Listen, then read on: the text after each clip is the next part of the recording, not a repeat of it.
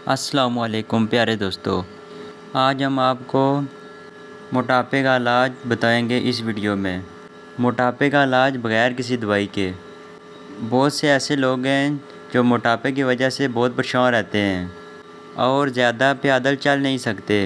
अगर पैदल ज़्यादा चलें तो उनकी सांस फूलना शुरू हो जाती है। मोटापे की वजह से उनका पेट निकल आता है। उनके जिस्म में खून कम और चर्बी ज़्यादा बढ़ना शुरू हो जाती है, जिसकी वजह से ब्लड प्रेशर भी हाई हो जाता है और कोलेस्ट्रॉल भी बढ़ना शुरू हो जाता है और पूरे जिस्म के जोड़ों का दर्द शुरू हो जाता है।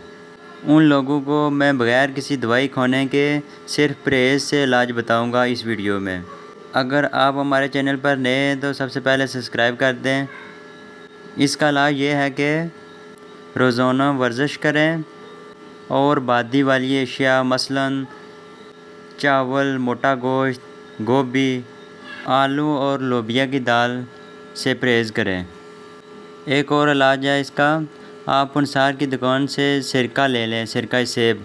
वो सुबह उठकर नरौने पेट 2 चम्मच आधे गिलास पानी में डालकर इस्तेमाल करें। इंशाअल्लाह आपको 2 हफ्तों के अंदर अंदर रिज़ल्ट आना शुरू हो जाएगा।